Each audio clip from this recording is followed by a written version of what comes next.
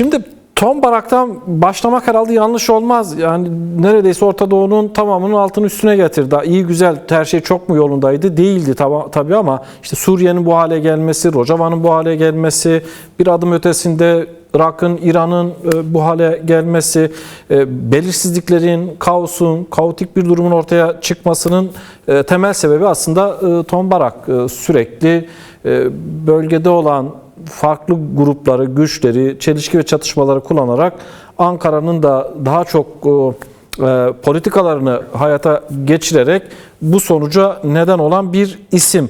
Buradan yola çıkarak bir değerlendirme yapabilir misiniz? Yani buradan bir şey çıkar mı Tombarak'ın işin içinde olduğu bir anlaşmadan?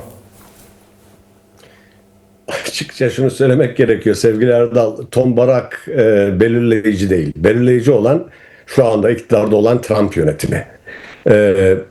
Tombarak ABD yönetiminin sadece bir sözcüsü ve baktığımızda bunu biraz daha küresel veya dünya çapında bir bakışla ele almak gerekiyor. Biliyorsun Trump yönetimi son dönemde geliştirmiş olduğu ulusal güvenlik stratejisiyle birlikte böylesine bir belge yayınlandı.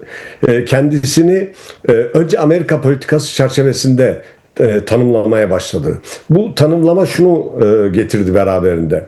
Orta Doğu'dan ve Avrupa'dan kendisini çekmek, daha çok Hint-Pasifik okyanusuna, yani en büyük rakibi olan, ekonomik anlamda en büyük rakibi olan Çin Halk Cumhuriyeti'ne karşı konuşlanmak. Şimdi o açıdan baktığımızda geriye bıraktığı rezalete sayeden şöyle bir göz gezdirdiğimizde sadece Suriye değil, yani tüm Afrika kıtasında bir sürü sorunlar var. İşte Somali'de Somaliland diye bir devlet kuruldu. İsrail orada bu ülkeyi tanıyarak Yemen'e karşı pozisyon almaya başladı. Bununla birlikte İran meselesinden baktığımızda İran zaten 1979-80'lerden beri, hatta 1953'ten beri Amerika Birleşik Devletleri'nin, Britanya'nın ve daha sonra da İsrail'in hibrit savaş taktikleriyle mücadele etmek zorunda kalan bir ülke haline geldi. Yani şu anda bu hibrit savaş taktikleri son derece hızlı bir biçimde uygulanmakta. Bu da şunu getiriyor. Sürekli olarak ortaya bir savaş kaygısı çıkıyor. Sürekli olarak vekalet savaşları yaratılıyor. Sürekli olarak kargaşa, karışıklık ve bununla birlikte işte hedefli askeri vuruşlar, örneğin İran'a yapıldığı gibi. Şimdi burada şunun altını çizmek gerekiyor Erdal. Ben kesinlikle Molla rejimini herhangi bir şekilde savunacak durumda değilim. Ki Molla rejimi yıkıldıktan sonra arkasından hiç kimse zannedersem gözyaşı dökmeyecektir. Ancak ardından gelecek olan rejimin Molla rejiminden daha iyi olacağı konusunda şüphelerim var. Şimdi o açıdan özellikle Kürtleri ilgilendiren noktalarda Suriye örneğinde olduğu gibi. Efendim? Suriye örneğinde olduğu gibi. Suriye örneğinde olduğu gibi aynen.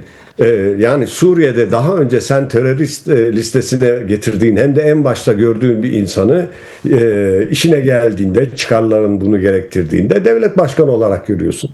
Şimdi burada Avrupa'nın da belli bir payı var, ancak Avrupa artık istediği gibi Orta Doğu'da etkin olamıyor. Çünkü orada etkin olan iki tane devlet var. Birincisi Amerika Birleşik Devletleri tabii ki.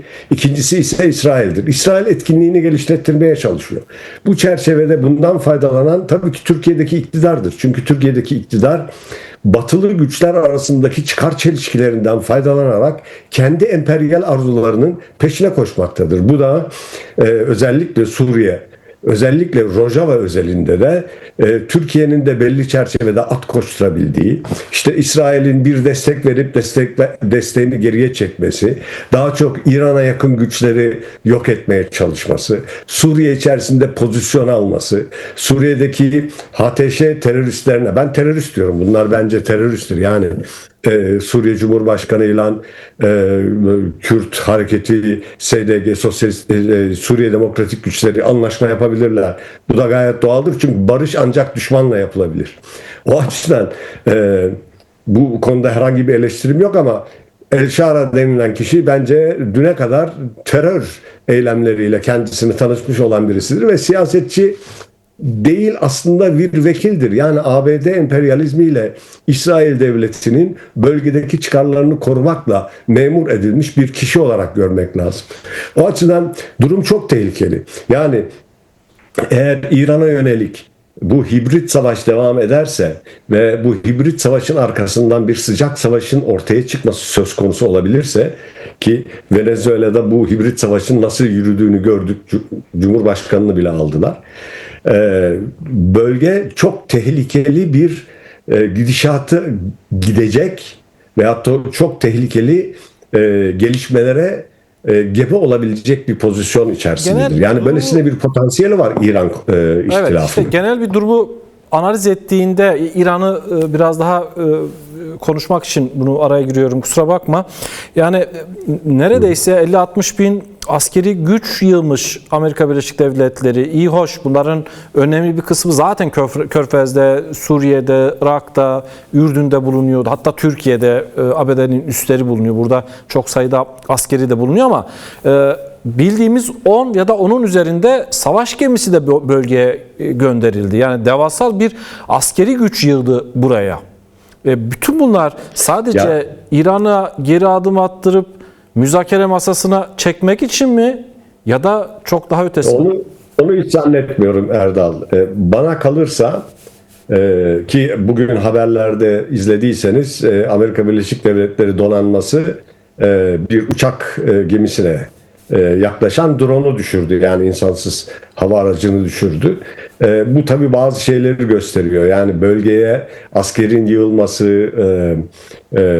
nükleer silah taşıyabilen denizaltıların ve savaş gemilerinin olması tabii ki bir tehdit unsurudur. Ancak bu tehdit arkasında yatan temel hedefi, ben birincisi, yani şöyle görmek lazım. Birincisi, İran'ı ekonomik olarak tamamıyla aşağı çekmek istiyorlar. İkincisi, diplomatik açıdan da dünya çapında izole edilmesini sağlıyorlar ve bunun peşinden de halk ayaklanmalarını, haklı ayaklanmalar, ki kesinlikle bunun altını çizmek lazım. Yani gerek Kürtlerin, Azerilerin ve özellikle kadınların İran'da ayağa kalkması bence son derece iyi bir şeydir. Ama bütün bunları İran'da yaşayan halkların kendi iradesiyle değil, yukarıdan getirilen bir rejim değişikliğiyle halletmeye çalışıyorlar. Asıl hedef de birazcık burada. Bunu görmek lazım. Yani yoksa son dönemlerde Şah'ın oğlunun palazlanmasının hiçbir nedeni yok. Çünkü çok iyi biliyoruz ki İran'daki halklar da çok iyi biliyor. Sadece Savak adını kullanmak, Savak ismini kullanmak büyük küfre bile yol açabilir. Çünkü dünyanın en tehlikeli gizli servislerinden birisiydi. En büyük vahşeti gösteren gizli servislerden bir tanesiydi İran'daki Savak gizli servisi ve CIA, MI6 gibi ve Mossad tarafından geliştirilmiş, güçlendirilmiş, palazlandırılmış bir gizli servisti. Şimdi böylesine bir geçmişi olan Şah ailesinden birisini oraya getirmenin ben pek olanaklı olacağını zannetmiyorum. Amaç Molla rejimini yıkmak, doğru. Fakat kimin geleceği konusunda henüz ne ABD ne İsrail tam karar verebilmiş değiller. Gerçi şöyle bir şey de var. Bilemiyorum, yani son dönemde sosyal medyada, farklı muhalif kanallarda veya medyada özellikle Epstein belgelerinin ABD'yi zorlamak için, yani bir girişime zorlamak için Mossad tarafından sızdırıldığı yönünde bir takım yorumlar yapılıyor. Şimdi bu tabii komplo teorilerine dönüyor ama yani gördüğümüz kadarıyla egemen sınıflar öylesine pervasızlaşmış ki muhtemelen bütün siyasetçilerin bir şekilde Türkiye'de olduğu gibi videosu var. Yani bu da bir şantaj unsuru haline geliyor. Acaba işte sorun orada. Eğer ABD ve İsrail İran'a doğrudan sıcak bir savaş yapmaya yönelirlerse, ki ben kirli bombalarla devam edecek, hatta nükleer bir çöplüğe dönüştürebilecek bir potansiyel taşıdığını zannediyorum bu ihtilafın.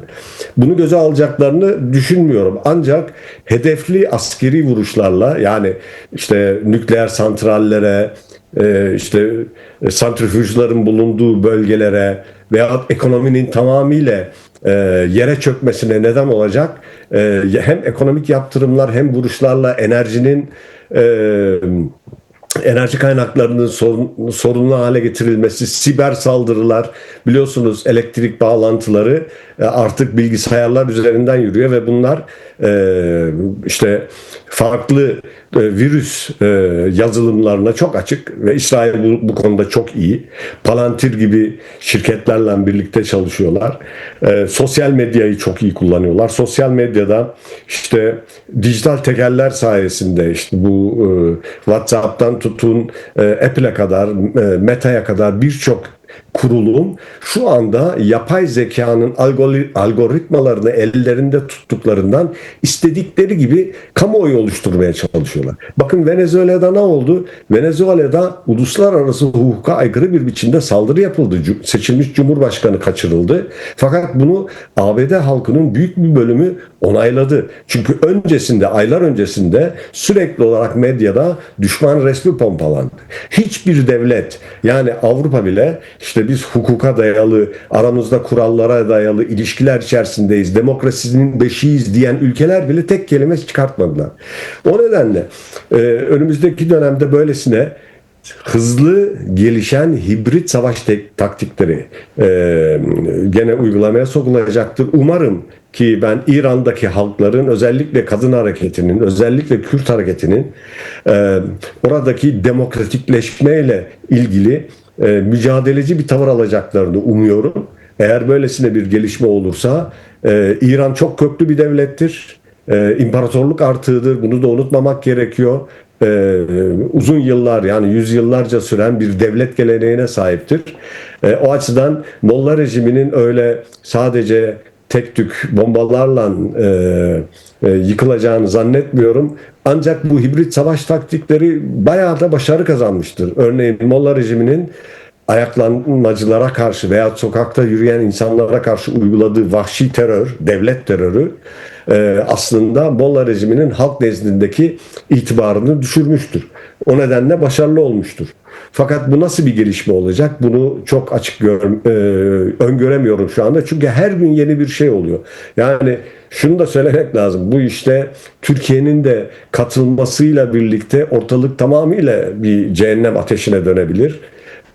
Veyahut sıradan bir yöneticinin bir şey alacağı oldu, yanlış bir kararla bombalar gönderilebilir. Türkiye'yi soracaktım sana, sözü oraya getirdi ama İran'dan bir açıklama geldi. Hatta İran Dışişleri Bakanı bunu Hakan Fidan'la birlikte kameralar karşısına geçtiğinde söyledi. Ne yazık ki dedi, yani herhalde biraz kibarlaştırma ihtiyacı hissetti. Eğer bize bir saldırı olursa bu bölgesel bir savaşa dönüşür. Şimdi Türkiye'nin buradaki pozisyonu nedir? Erdoğan Suudi Arabistan'da bugün, yani Körfez'e gitti. HTŞ'yi, IŞİD'i Suriye'de iktidar yaptılar. Bu Sunni İslam kuruyorlar. Belli ki burayı Sunnilere verdiler. Radikal gruplara bıraktılar. Şii-Sunni kavgasına, çatışmasına doğru giden de bir süreç var. Özellikle Türkiye'nin, yani merkezine de Kürt meselesini almış bir Türkiye'nin pozisyonu nedir burada? Bu yeni durumda nasıl bir pozisyon alıyor Türkiye? Şimdi aslında bunu Türkiye'deki yorumcular daha iyi yanıtlayabilir. Biz Avrupa'dan baktığımızda farklı görüyor olabiliriz ama bana kalırsa Türkiye'deki egemen güçler, yani iktidar ve arkasında duran sermaye sınıfları şu anda Avrupa, Rusya, Amerika Birleşik Devletleri ve aynı zamanda Çin ile aralarında olan bu çıkar çatışmalarından faydalanmaya çalışıyorlar. Yani ellerinde belli şartlı rehinler var. Türkiye Avrupa açısından yaşamsal önem taşıyor. Bu kesinlikle tartışmasız bir gerçek. Ancak Türkiye aynı zamanda Rusya'nın Akdeniz'e girebilmesi, Türkiye aynı zamanda Kafkaslardaki İran, Orta Doğu'daki bütün o piyasalarla ilgili adımların atılabilmesi için de yaşamsal önem taşıyor. Bunun farkında olduğunu zannediyorum Türkiye'deki iktidar ve iktidarın arkasındaki kesimler. Özellikle devlet içerisinde yer alan stratejistler. Ve gerçekten o İranlı bakanın söylediği bence son derece doğru bir şey. İran'a yapılacak olan saldırı bütün bölgeyi içine alabilecek bir sıcak savaşa ve hatta dünya çapında nükleer savaş tehdidini ortaya çıkarabilecek bir tehlikeye dönüşebilir. O açıdan Türkiye'nin İran'a karşı İsrail'in yanında bir harekete geçmesini pek zannetmiyorum. Geçeceğini pek zannetmiyorum. Ancak buradan tabii faydalanmak istiyor. Örneğin İran'da yaşayan Kürtlerin yani sınırı geçmemelerini sağlamak, Rojava'daki demokratik özellik deneyini yok etmek, Irak'ta etkin olmak, Suriye'de etkin olmak ve ki burada Suriye'de etkin olmak için de İsrail'le çok sıkı işbirliği içerisindeler. Bunu biliyoruz. Yani İsrail İran'ı kadim düşman olarak görüyorsa Türkiye'yi her zaman yanında çekebileceği bir rakip olarak görmekte. Onun ötesinde bir farklılık yok. Anlatabiliyor muyum? O açıdan Türkiye'nin ben İran'a karşı girişilecek bir askeri eylemde yer almayacağını düşünüyorum. Çünkü sonuçta kendisi zararlı çıkacaktır.